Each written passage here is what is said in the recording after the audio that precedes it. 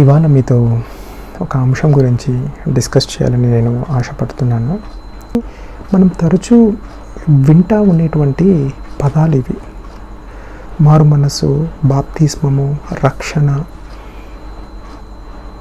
చాలామంది క్రైస్తవులకి ఈ మాటలు ఎవరైనా మాట్లాడుతుంటేనే నచ్చవు, చాలా ఆర్టిఫిషియల్గా ఉన్నట్లుగా ఉంటాయి. మారు మనస్సు అంటే ఏంటి, బాప్తిస్మం అంటే ఏంటి? కొద్దిమంది బాప్తిస్మం కూడా తీసుకొని నేను తీసుకున్నానులే అని చెప్తారు. రక్షణ అంటే అర్థం తెలీదు చాలామంది క్రైస్తవులలో. కానీ ఇవి అడిగితే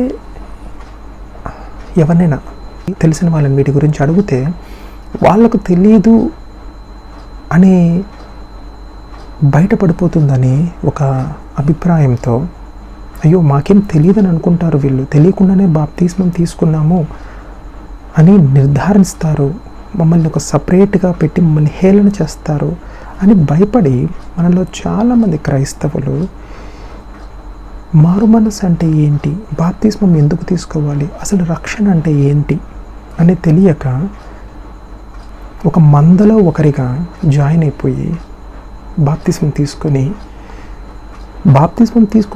తీసుకునే ముందు కన్నా బాప్తిస్మం తీసుకున్న తర్వాతనే ఇంకా భయంకరమైన పాపంలో జీవిస్తూ ఉంటారు.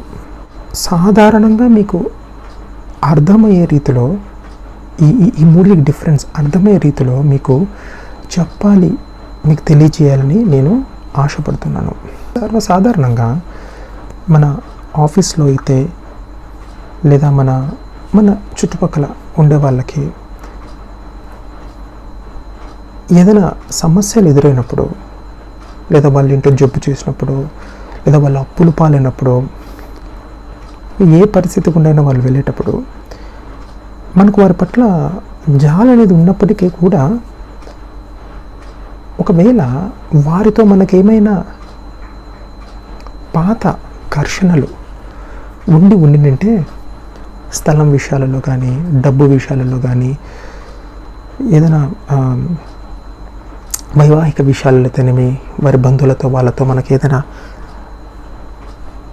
మనస్పర్ధలు ఉండింటే అప్పుడు మనం ఏమనుకుంటామంటే, మంచి పని ఏందిలే, వీళ్ళకి ఇప్పుడు ఇట్లా జరగడము మంచిదే, దేవుడు వీళ్ళకి శిక్ష విధిస్తున్నాడు, లేకపోతే అప్పుడు వాడు నా స్థలం కాజేస్తాడా, లేదా అప్పుడు నా అవసరంలో అప్పడిగితే ఇవ్వడా, మంచి పని అయింది అని మనలో చాలామంది సర్వసాధారణంగా అనుకుంటూ ఉంటారు.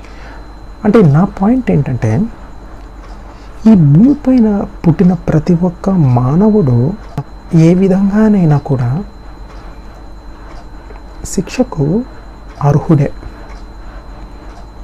ఫర్ ఎగ్జాంపుల్, ఒక దొంగని పోలీస్ పట్టుకున్నాడు, వాడు దొంగతనం చేస్తా ఏదో ఒక చైన్ దొంగతనం చేస్తా ఉన్నతని పోలీస్ పట్టుకుంటాడు. పట్టుకొని వాడిని అరెస్ట్ చేసి వాడిని కోర్టుకు ప్రొడ్యూస్ చేసే ముందు ఆ ఎస్ఐ కానీ ఆ సిఐ కానీ ఏం చేస్తారు తెలిసిన, ఒకవేళ ఏవైనా పాత కేసులు, ఎక్కడో బీహార్ నుంచి ఎవరో వచ్చి ఏదో పెద్ద లూట్ చేసి వాళ్ళు దొంగతనం చేసి వెళ్ళిపోయింటారు, వాళ్ళని పట్టుకోకపోగా వీళ్ళకి అక్కడ ఉన్నటువంటి డిపార్ట్మెంట్ వాళ్ళ ఎస్పీ నుంచి కానీ, లేకపోతే ఇంకా వాళ్ళ పోలీస్ అధికారి నుంచి కానీ ఒత్తిడి ఎక్కువైపోయి అలాగా ఆ కేసును క్లోజ్ చేయాలని చెప్పి అతనిపైన ఆ పాత కేసులు కూడా దీంతో పాటు కలిపేసి కోర్టుకు ప్రొడ్యూస్ చేస్తారు. ఎందుకంటే వాడు దొంగనే కాబట్టి వీనిపైన ఇంకో 4 యాడ్ చేయడం తప్పు లేదు అని వాళ్ళు నిర్ధారించుకొని వానిపైన 4-5 కేసులు వేసేసి వాడిని కోర్టుకు ప్రొడ్యూస్ చేసేస్తారు. అంటే ఆ పోలీసు అధికారికి ఆయన ఫీలింగ్ ఏంటంటే, వీడు దొంగ, ఇప్పుడు ఎట్లాగూ దొంగే, వీనిపైన ఒక కేసు పెట్టినా వీడు దొంగనే, వీనిపైన అంత ముందుకు 10 కేసులు పెట్టినా దొంగనే, వీడు దొంగే, దీనివల్ల నా హెడేక్, ఆ పాత కేసు నుంచి అది నేను ఎట్లా సాల్వ్ చేయలేకపోతున్నాను, somehow I can come out అని ఆయన సెల్ఫిష్తో, లేదంటే ఆయన ఏదైతే దాన్ని రిజాల్వ్ చేయలేకపోతున్నాడో ఆ ఒత్తిడిని ఈయనపైన చూసి పంపించేస్తారు. సర్వసాధారణంగా జరిగే విషయమే. మనం కూడా చాలా దగ్గర వింటాం, పోలీసు వాళ్ళు అంటారు, రేరా నేను ఆ కేసు ఈ కేసు పెట్టి లోపలే అన్నా అంటారు. ఈ ఆటో వాళ్ళని, ఇలా చిన్న చిన్న కూలీనాలు చేసుకునే వాళ్ళని. బికాస్ వాళ్ళు ఇల్లిటరేట్స్, వాళ్ళు ఏం ఎదిరించి వాళ్ళు ఏం మాట్లాడలేరు, వాళ్ళకి ఏం పెద్ద తెలియదు చట్టాల గురించి. అంటే పాయింట్ ఏంటంటే, ఈ భూమిపైన ఏ వ్యక్తి పైన కూడా వాడు ఆ తప్పు చేసినా ఆ తప్పు చేయకపోయినా వానికి ఒక శిక్ష విధించినప్పుడు, ఆ వ్యక్తికి ఒక శిక్ష విధించినప్పుడు అది జస్టిసో ఇంజస్టిసో కాదు, కానీ ఏమైనా కూడా ప్రతి వ్యక్తి శిక్షకు అర్హుడే. ఆ యొక్క శిక్ష యొక్క సెక్షన్స్ మారచ్చు, ఆ యొక్క శిక్ష యొక్క ఇంటెన్సిటీ మారచ్చు అయితేనేమో కానీ, అంటే తప్పుడు కేసులు పెట్టినప్పుడు, కానీ ఆ వ్యక్తి మటుకు శిక్షకు అర్హుడే. ఎవరైనా కూడా తప్పుడు కేసు పైన పెట్టినోడు కూడా శిక్షకు అర్హుడే. ఆ శిక్షకు ఉండకపోవచ్చు, కానీ ఇంకోటి ఏదో చేసింటాడు ఇంత ముందర, అవునా? కానీ ఇంకా అర్థమయ్యే రీతిలో చెప్పాలంటే, మనలో చాలామంది జనరల్గా రాముడు మంచి బాలుడు అని అంటారు. ఎందుకంటే మన పురాణాలు, ఇతిహాసాలు చొప్పున రాముడు ఎటువంటి తప్పు చేయనటువంటి వాడు, చాలా మంచి వ్యక్తి అనేది మన పితరులు మనకు చెప్పారు. మనము వాటిని నమ్ముతాము, కొంతమంది నమ్మరు. సరే, అదొక ఇతిహాసం. రాముడు మంచి బాలుడు, ఓకే. అది మనం ఎక్కడ ఆపాదిస్తామంటే, ఒకవేళ మన క్లాస్లో ఎవడైనా మంచిగా బాగా చదువుకుంటా మంచి మార్క్స్ తెచ్చుకొని వాడేమి అల్లరి పనులు చేయకుండా ఉండే అతనికి రాముడు మంచి బాలుడు అన్నట్లుగా మనకి టైటిల్ పెడతాం.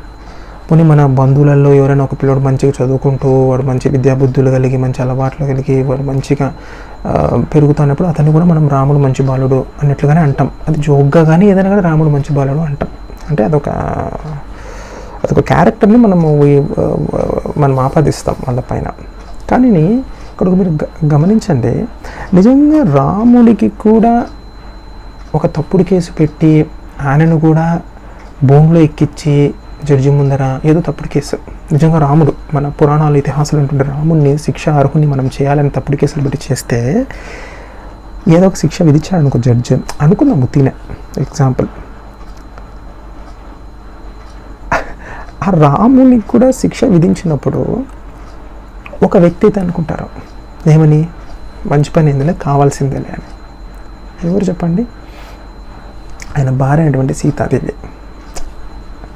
ఎందుకంటే ఆమెని అరణ్యంలో వదిలిపెట్టేశాడనో, లేదంటే ఆమెని అనుమానించాడనో ఏదో ఒక కారణంగా ఆమె కూడా అనుకోవచ్చు.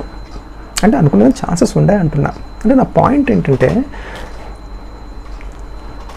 మన వాస్తవంగా మన చుట్టూ జరిగే పరిస్థితులైనా కూడా, మన పురాణాలు, ఇతిహాసాలు, స్టోరీ బుక్స్ ఏది తీసుకున్నా కూడా, చరిత్రలో ఎక్కడి నుంచి మన భూమి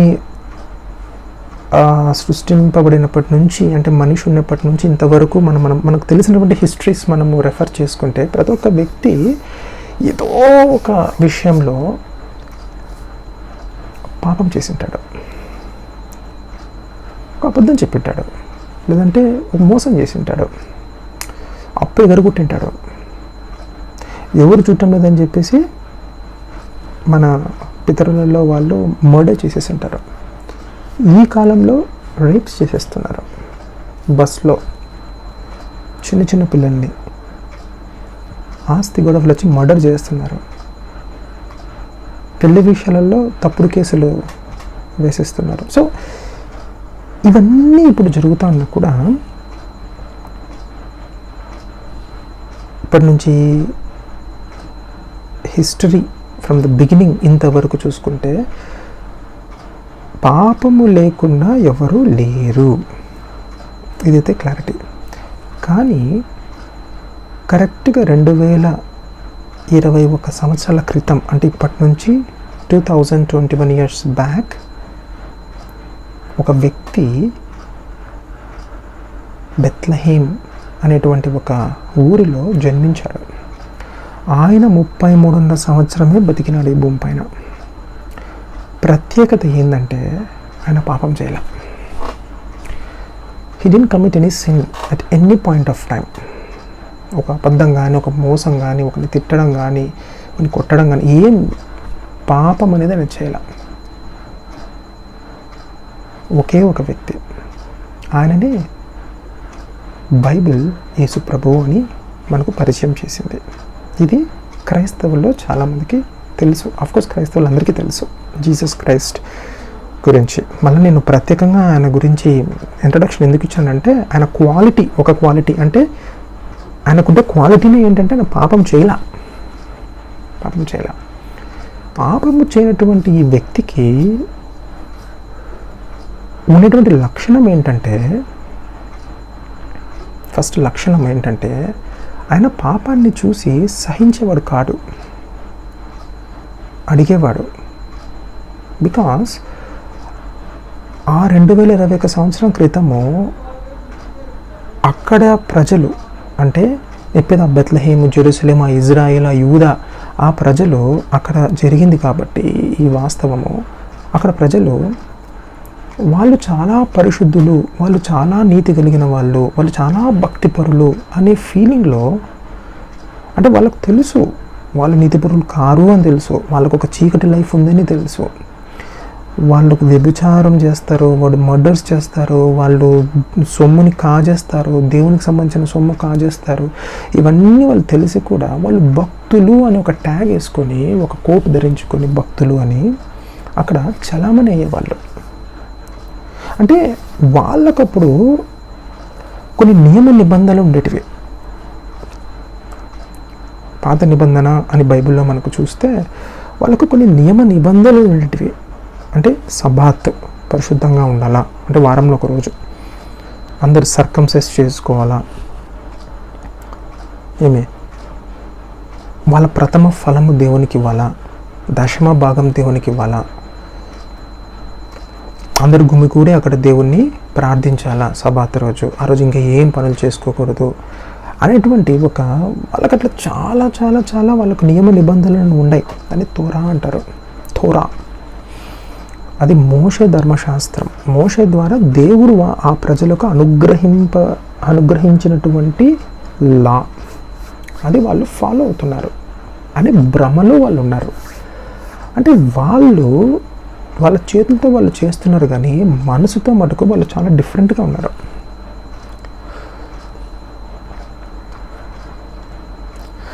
అందుకే బైబిల్లో కొత్త నిబంధనలో చాలా దగ్గర వీళ్ళు చాలా భక్తిపరులు, మీరు చాలా భక్తిపరులు అని పేతురు గారు అంటారు, ఈవెన్ పౌలు గారు అంటారు.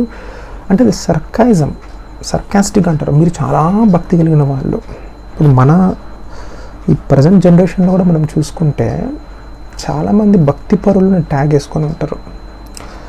సో అటువంటి వాళ్ళు చలామణి అవుతున్నటువంటి ఆ టైంలో ఈ యేసుప్రభు ఎవరైతే పాపరహితంగా జీవిస్తున్నాడో ఆయన ఒక 12 మంది శిష్యుల్ని పోగు చేసుకొని వాళ్ళకు యాక్చువల్గా what God is expecting from them అనేది వాళ్ళకు బోధిస్తూ, ఆ విధంగా ఆయన నడుస్తూ సాధ్యమైనంత వరకు ఆయన తారసపడిన వాళ్ళతో దేవుని యొక్క పరలోక రాజ్య విషయాల్ని చెప్పుకుంటూ పరిచర్య చేస్తూ ఉన్నాడు 3.5 సంవత్సరం.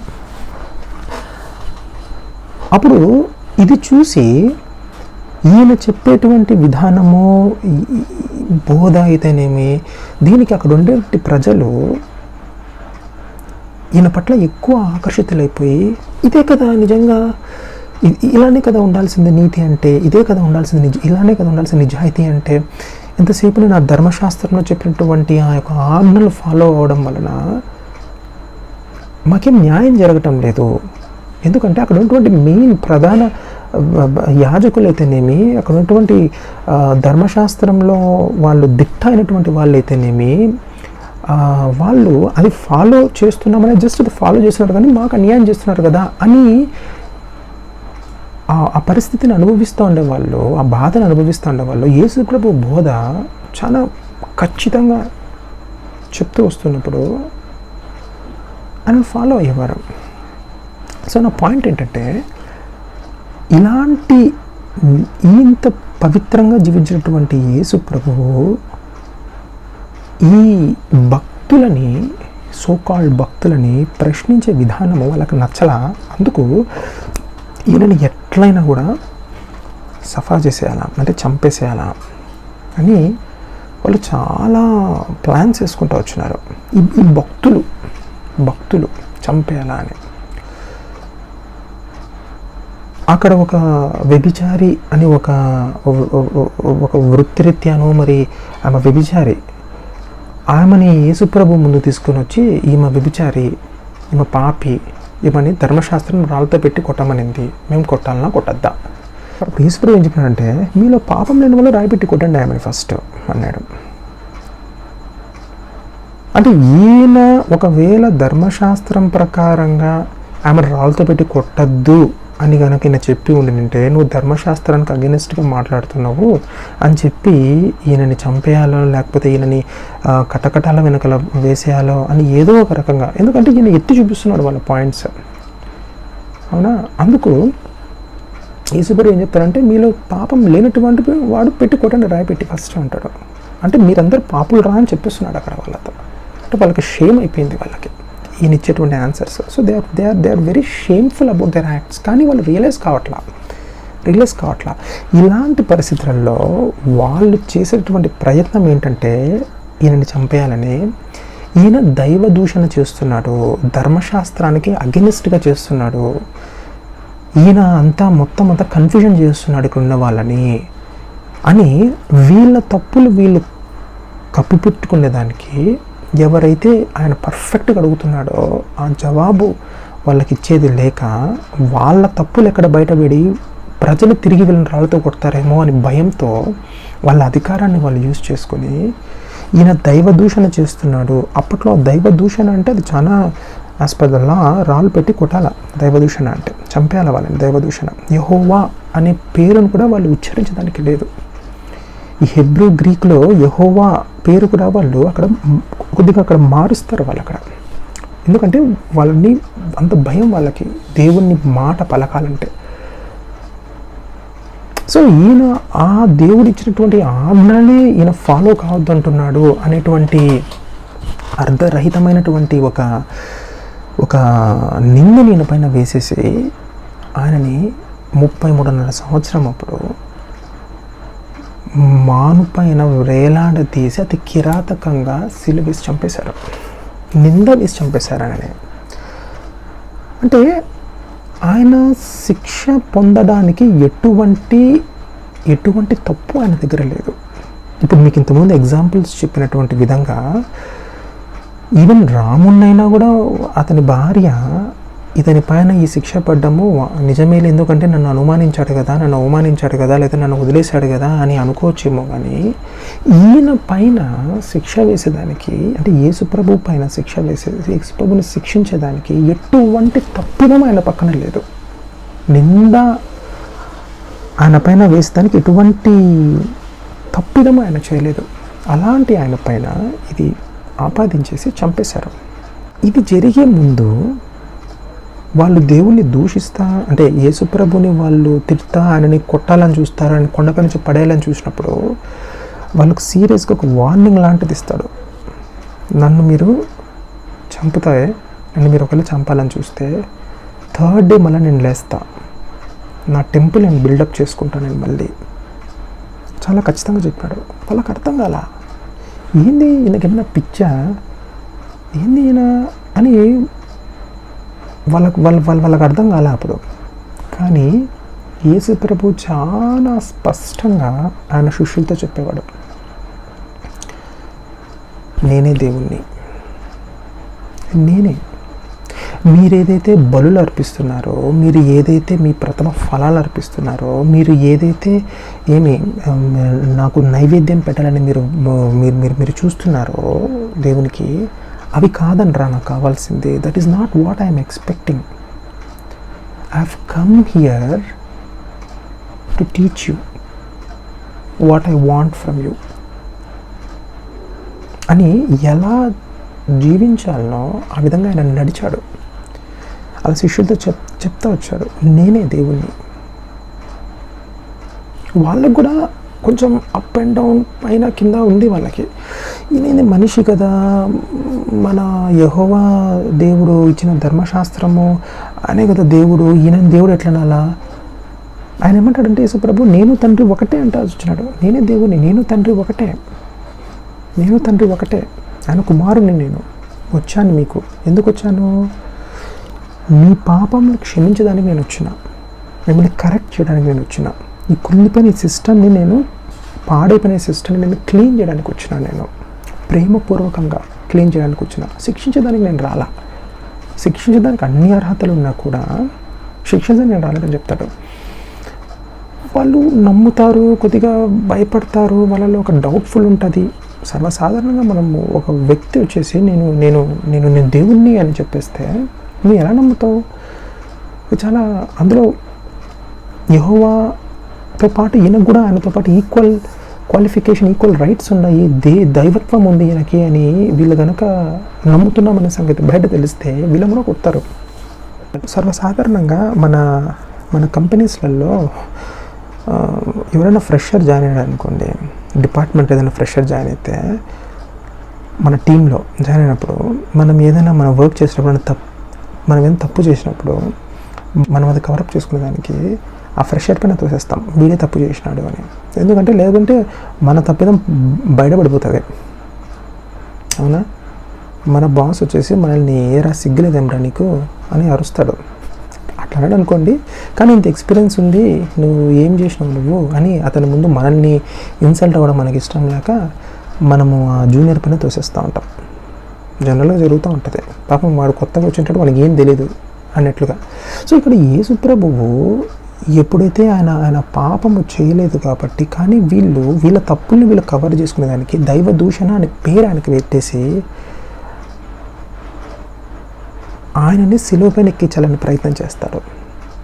అందరూ ఇంకా ప్రతి ఒక్కరు వాళ్ళ తప్పుల్ని వాళ్ళు కవర్ చేసుకునేదానికి, వాళ్ళు చేసేటువంటి అరాచకాలు వాళ్ళు కవర్ చేసుకునేదానికి, అంటే ఈయన ఎత్తి చూపిస్తున్నాడు కదా, ఈయన ఉండకూడదు అక్కడ. ఆయన ఉండకపోతే ఇంకెవరు ఎత్తి చూపించడానికి లేదు.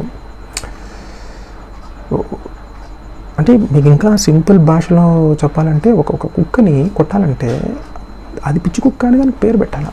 అప్పుడు అందరు రాయితో పెట్టి కొట్టారు దాన్ని, కుక్కను తరిమేయాలంటే. అంటే నన్ను క్షమించండి, నేను ఇక్కడ దేవుని కుక్కతో నేను పోల్చట్లేదు, మీకు అర్థమయ్యేదానికి నేను చెప్తున్నాను. అంటే అక్కడ ఆ వ్యక్తి ఉండకూడదు ఆ సమాజంలో, యేసుప్రభువు ఉండకూడదు ఆ సమాజంలో అని చేసే ప్రయత్నమే వాళ్ళు దైవ దూషణ చేస్తున్నాడు అని చెప్పేసి అతన్ని చంపేస్తారు. చంపేసి మా పని అయిపోయింది చేతులు కడిగేసుకొని వాళ్ళ పనులు వాళ్ళు చూసుకుంటారు. ఎవరు? భక్తులు.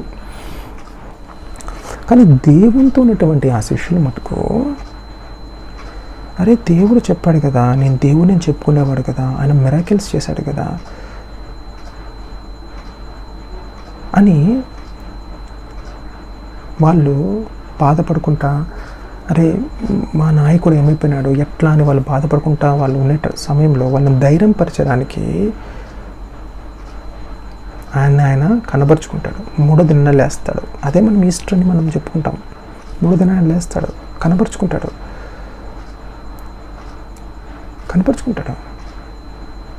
అంతవరకు నమ్మని ఆయన శిష్యులు కూడా, ఈవెన్ తోమా కూడా ఆయన చేయి చూసి అక్కడ సిలువ గుర్తులు ఉంటాయి, అది పట్టి చూసి నమ్ముతాడు. అంటే ఆయన శిష్యులు కూడా నమ్మలేని పరిస్థితి, అక్కడ నమ్ముతారు వాళ్ళు. నమ్మాలి, ఇంకా నో అదర్ పాయింట్. వాళ్ళు ఇంకా ప్రగాఢంగా నమ్మేస్తారు. అరే దేవా, ఇంకా ఆయన నిజంగా ఈయనే కదా దైవ కుమారుడు అని యేసుప్రభు మీద అంతవరకు విశ్వాసం కొంచెం అటు ఇటు ఉన్నా కూడా వాళ్ళకి ప్రగాఢమైన విశ్వాసం వస్తుంది. సో వాళ్ళతో పాటు దేవుడు కొన్ని రోజులు ఉంటాడు, ఒక 40 దినాలు ఉంటాడు. వాళ్ళకు ఇంకా పరిచర్య ఎట్లా చేయాలని వాళ్ళకు చెప్పేవాడు. ఈ పరిస్థితి అంతా జరుగుతూ ఉన్నప్పుడు, సో ఇప్పుడు వీళ్ళు ఎవరైతే ఈ భక్తులు ఎవరైతే ఉన్నారో వాళ్ళకి ఇంకా తెలీదు యేసు ప్రభు కనిపిస్తున్నాడు, వీళ్ళతో ఉంటున్నాడు అని చెప్పి. సో 40 days అయిపోతుంది. ఇంకా యేసు ప్రభు ఆయన శిష్యులతో, మీరు కనిపెట్టుకొని ఉండండి, మీరు ప్రార్థన చేస్తూ ఉండండి, నా తండ్రి సహాయకుని పంపిస్తాడు, అంటే హోలీ స్పిరిట్ గాడ్ని పంపిస్తాడు. వాళ్ళకి అంతవరకు తెలియదు సహాయకుడు అంటే ఎవరు, హోలీ స్పిరిట్ గాడ్ అంటే ఏంటి అని వాళ్ళకి ఏం తెలియదు ఆయన శిష్యులకి.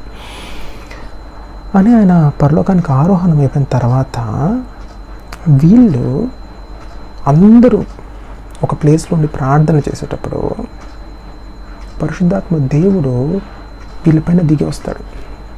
ఈ శిష్యులు ఎవరైతే ఉంటారో ఆ 12 మంది ఆయనతో పాటు వాళ్ళ భార్య, వాళ్ళ పిల్లలు, వాళ్ళ శిష్యులు అంతా కలిపి అక్కడ ఒక 120 మంది ఉంటారు, మేడపైన ప్రార్థన చేస్తూ ఉంటారు. వాళ్ళందరూ గట్టి శబ్దాలతో గట్టిగా వాళ్ళు మాట్లాడినప్పుడు ఆ శబ్దం విని ఈ భక్తులు ఎవరైతే ఆ రోజు వీళ్ళకి ఎంత భక్తి పరవశంలో ఉంటారంటే, వీళ్ళు మంచిగా ఒక అమాయకుల్ని, పాపం లేనటువంటి ఆయన పైన నేరం మోపేసి ఆయనని చంపేసి వీళ్ళేమో ఇక్కడ పెంటెకోస్తు పండుగ చేసుకుంటూ ఉంటారు.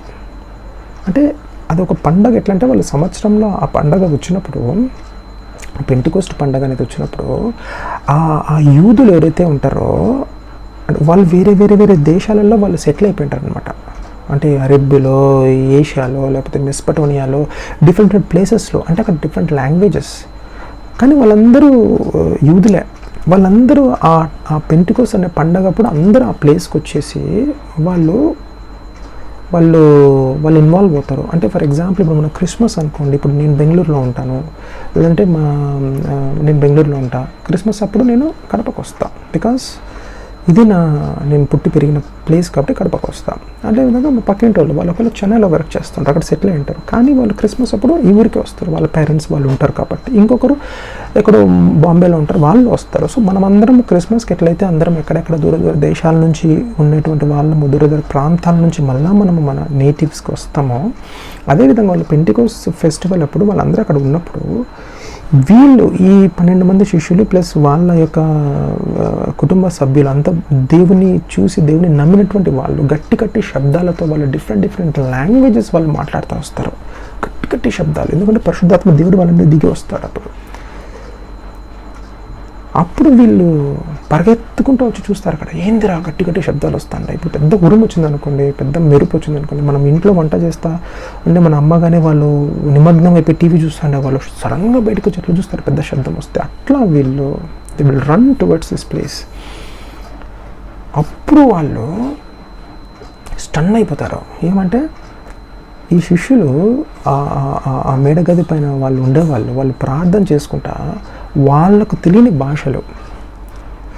అంటే ఫర్ ఎగ్జాంపుల్ నేను బెంగళూరు నుంచి కడపకు వచ్చింటా, మా ఇంటి ఎదురుగుండా ఆమె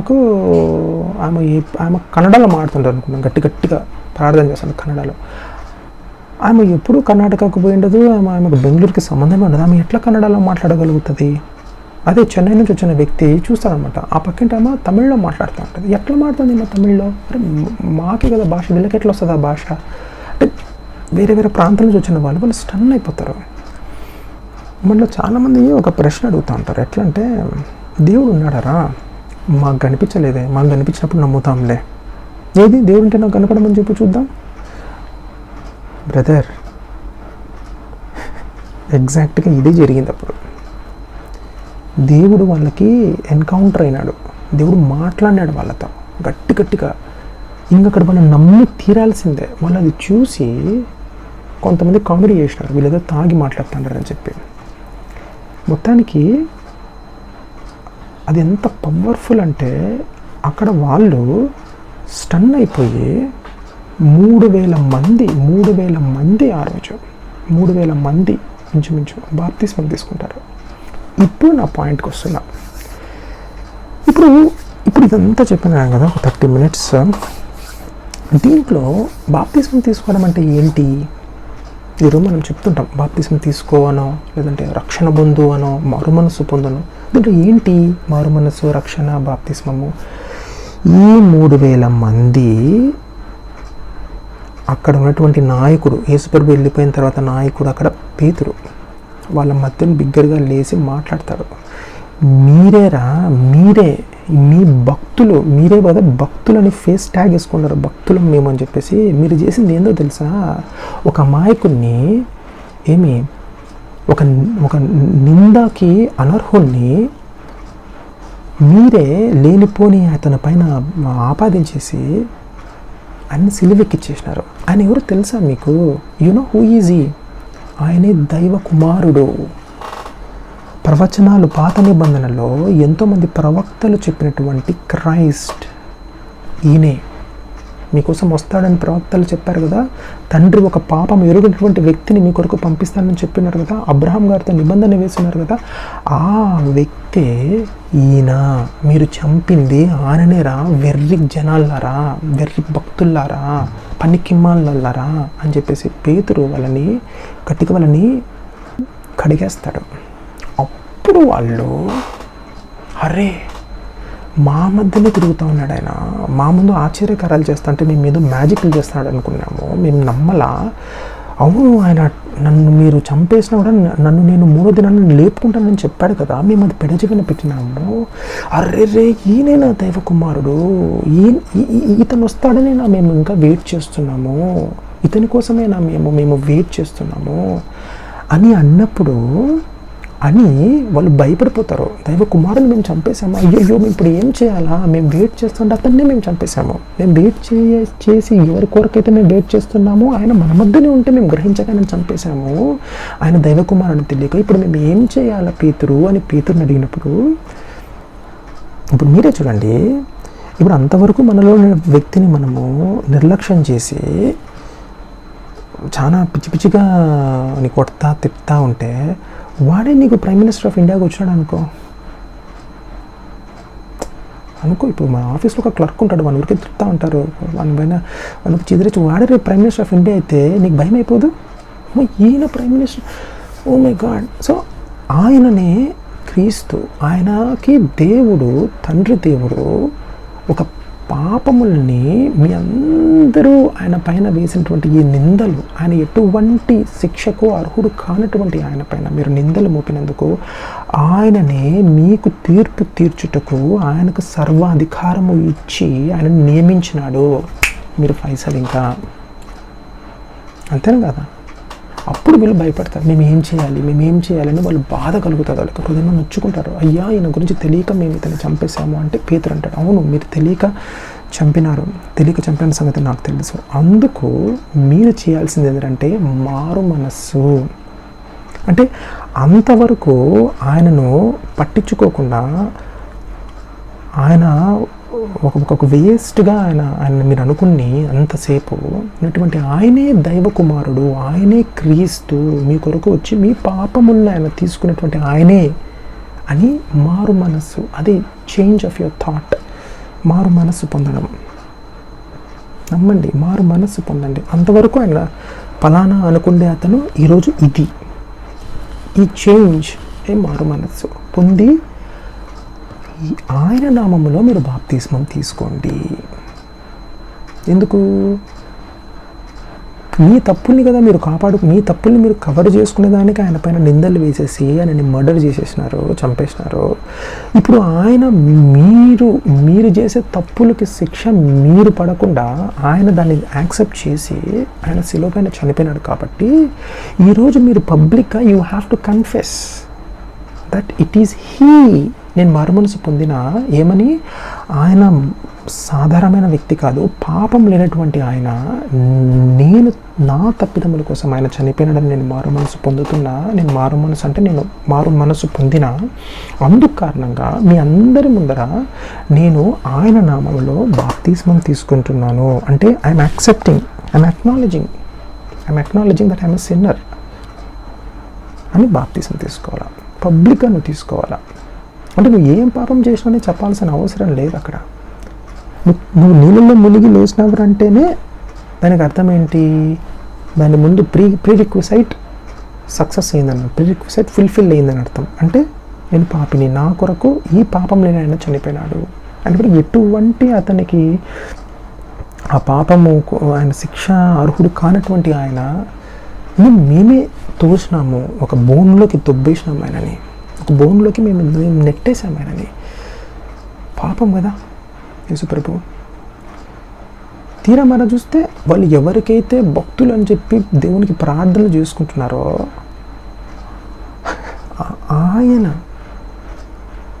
ఆయన పంపించినటువంటి ఈయనను వీళ్ళే సిలువెక్కిచ్చేసి వీళ్ళ పాపాల వాళ్ళపైన దుబ్బేసి పంపించేశారు. సో అదే బాప్తిస్మం పొందిన తర్వాత అప్పుడు మీకు ఏంటి, మీరు మారు మనసు పొంది మనసులో పబ్లిక్గా బాప్తిస్మం తీసుకున్న తర్వాత మీకు తండ్రి అయిన దేవుడు మిమ్మల్ని ఏం కొట్టాడు, అప్పుడు మిమ్మల్ని ఏం శిక్షించాడు.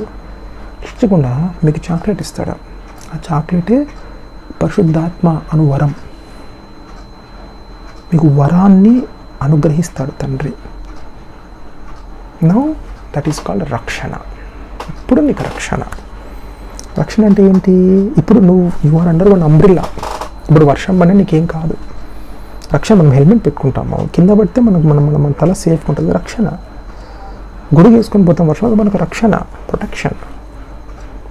సో ఇప్పుడు నువ్వు యేసుప్రభు నీ పాపాల కోసం చనిపోయినాడు కాబట్టి, ఆయన పట్ల నువ్వు మారు మనసు పొందినావు కాబట్టి, దాని ఫాలో అప్పే నువ్వు బాప్తిస్మం తీసుకున్నావు కాబట్టి, ఇప్పుడు నీకు పరిశుద్ధాత్మ దేవుని అనేటువంటి వరాన్ని దేవుడు అనుగ్రహిస్తాడు. అదే నీకు రక్షణ. సో ఇప్పుడు నాకు ఒకటి చెప్పండి, సర్వసాధారణంగా ఎవరైనా బాప్తిస్మం తీసుకునే వ్యక్తి ఏమంటాడంటే, అమ్మో నేను బాప్తిస్మం తీసుకున్నా, సినిమా చూడకూడదు. అమ్మో నేను బాప్తిస్మం తీసుకున్నా, ఇప్పుడు నుంచి నేను సిగరెట్లు తాగకూడదు. అమ్మా నేను బాప్తిస్మం తీసుకున్నా, ఇప్పుడు నేను తాగకూడదు.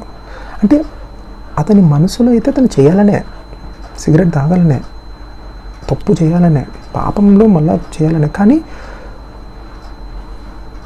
ఒకటేమనుకుంటాడు, నేను బాప్తిస్మం తీసుకున్నాను, ఇప్పుడు నేను చేయకూడదు. సో ఇప్పుడు చెప్పండి, బాప్తిస్మం తీసుకున్నాను కాబట్టి నేను పాపం చేయకూడదా? లేదంటే నా పాపాన్ని నేను ఒప్పుకొని ఆ పాపాన్ని ఒక వ్యక్తి పైన, నేను పాపం ఎరుగటువంటి ఒక వ్యక్తి పైన నేను తోసేశాను కాబట్టి, అది నిన్ను దృష్టిలో పెట్టుకొని ఆ త్యాగాన్ని నేను ఒప్పుకొని మారు మనసు పొందినాను కాబట్టి నేను పాపం మళ్ళీ చేయకుండా ఉండాలా? ఇప్పుడు ఇంకొక చిన్న ఉదాహరణ చెప్పి నేను క్లోజ్ చేస్తా. బాప్తిస్మం పొంది మారు మనసు పొందినా అని, లేదంటే దేవుని గురించి నేను తెలుసుకున్నానని చెప్పేసి బాప్తిస్మం కూడా పొంది పబ్లిక్గా పాపం చేస్తుంటారు కొంతమంది.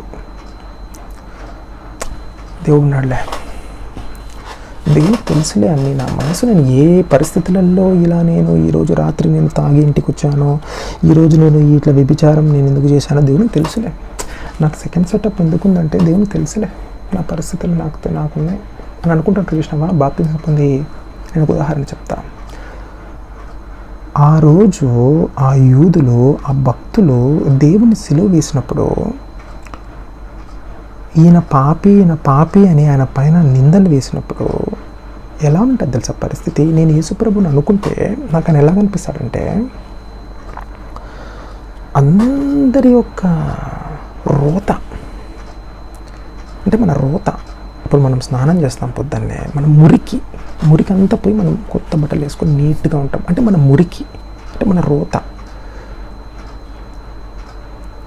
తెలియకుండా ఒక పెళ్ళి కానటువంటి ఒక అబ్బాయి అమ్మాయి ప్రేమ అనే ఒక ముసుగులో వాళ్ళిద్దరూ పాపం చేస్తూ ఉంటారు.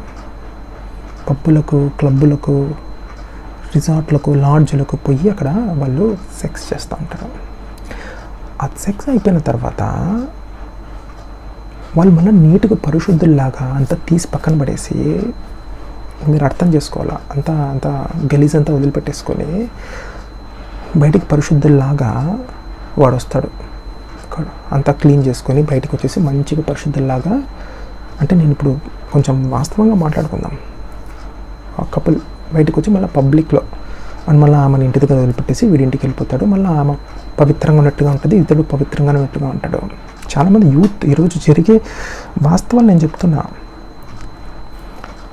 పరిశుద్ధంగానే ఉండవు, మళ్ళీ నువ్వు చర్చికి వెళ్తావు సండే మంచి బట్టలు వేసుకొని, మహాప్రభువా యెహోవా తండ్రి అని ప్రార్థన కూడా చేస్తావు.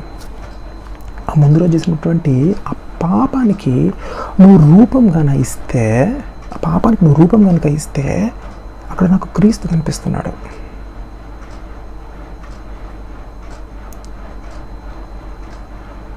మనం అడ్డంగా బల్లల కింద సంపాదించేస్తూ ఏమి పైకి పవిత్రంగా వచ్చి ఆడొస్తాను చూసినావా, దానికే ఆ బల్ల కింద సంపాదించే దానికే, ఆ పాపానికే నువ్వు ఒక రూపం అంటూ ఇస్తే, అది నాకు అక్కడ క్రీస్తు కనిపిస్తున్నాడు. మన చెత్త, మనం చేసేటటువంటి అన్ని కార్యాలు, పాప కార్యాలు, మన ఆలోచనలు, మన గర్వము, మన అహంకారం, మన అబద్ధ సాక్ష్యాలు, ఇవన్నీ మన హృదయాలలో పెట్టుకొని మన చీకటి జీవితం మనం జీవిస్తూ అయ్యో నాకు ఎందుకు ఇంత బాధ కలుగుతుంది అని మనం ఏదో అందరి ముందర మనము కపటంగా మనము యాక్టింగ్ చేస్తూ పోతుంటాం కదా. సో ఆ యాక్టింగ్కి ఒక రూపం ఇస్తే, ఆ పాపానికి నువ్వు ఒక రూపం ఇస్తే అదే యేసు ప్రభు. ఇవన్నీ తీసి ఆయన పైన ఇట్లా వేసి కొడతాను. అంటే ఆయన మనం ఒక చెత్త, ఒక dustbin we have he actually came to become a dustbin. మనం ఆ డస్ట్బిన్ దాంట్లో వేస్తున్నాం. అప్పుడు వేశారు ఎవరు? అప్పట్లోని ఆ యొక్క యూదులు ఆయన ఒక డస్ట్బిన్గా ఆయన చేసినారు. ఆయన ఒక ఘోరం, ఒక చిన్నపిల్లల్ని రేప్ చేసి వాళ్ళని చంపేసేటప్పుడు తెలియనట్లు మరుసటి నుంచి వాళ్ళు ప్రవర్తిస్తారు. ఆ రేప్ చేసినటువంటి వ్యక్తి ఒక గ్యాంగ్ రేప్ చేసి బస్సులో ఘోరంగా ఒక అమ్మాయిని సామూహికంగా అత్యాచారం చేసి ఆమెను పడేసి వాళ్ళ పాటికి వాళ్ళు వెళ్ళిపోతే ఏం తెలీదా? ఆ ఇన్సిడెంట్, ఆ పాపం అక్కడ ఒకటి జరిగింది. ఆ పాపానికి ఒక రూపం ఇస్తే అది ఎవరు తీసుకోవాలి? ఆ పాపము అది ఒక వ్యక్తి తీసుకుంటున్నాడు, అతని పైన వేసేస్తున్నాం. అంటే ఈరోజు మన ఆలోచనల్లో ఎంత పాపం ఉంది. మనలో చాలామంది యూత్ కానీ పెద్దవాళ్ళు కూడా కానీ పోర్నోగ్రఫీ, దాని వెనుక ఒక పెద్ద పాపం ఉంది. అది పెద్ద ర్యాకెట్.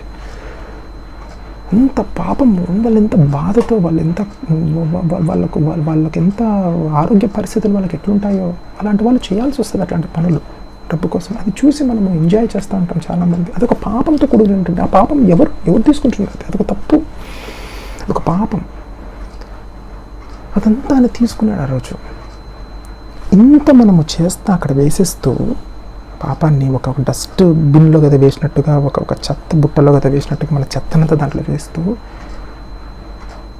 ఆదివారం అయితే మనము పరిశుద్ధంగా వచ్చి ఆఫరింగ్ బ్యాగ్లో మన దశమా భాగాలు, మన ప్రథమ ఫలాలు, ఎందుకు దేవునికి మనము ఉన్నతమైనవి ఇవ్వాలని మనం కోరుకుంటాం. ఎందుకు?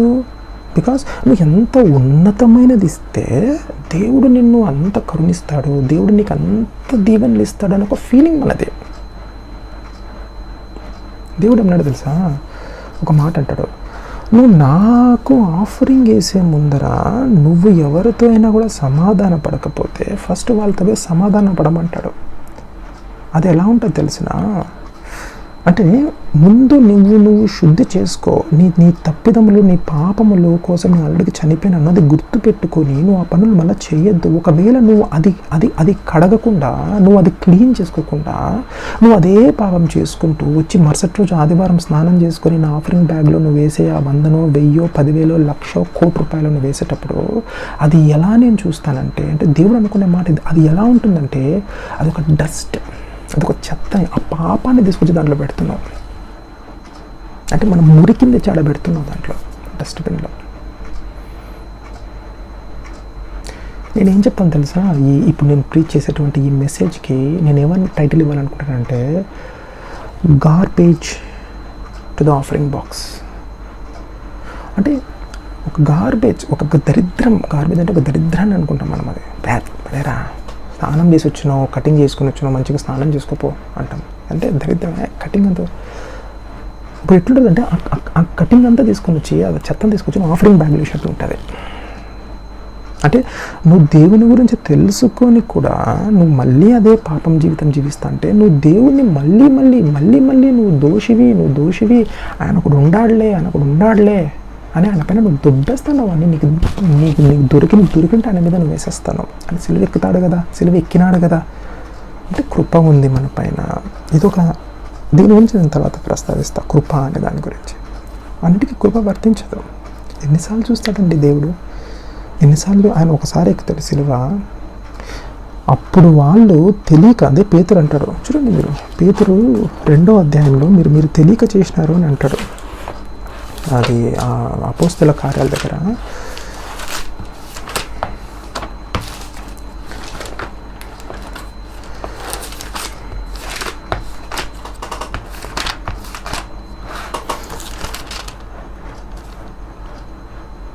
అపోస్తల కార్యాలు 2వ అధ్యాయము 37 నుంచి అంటాడు.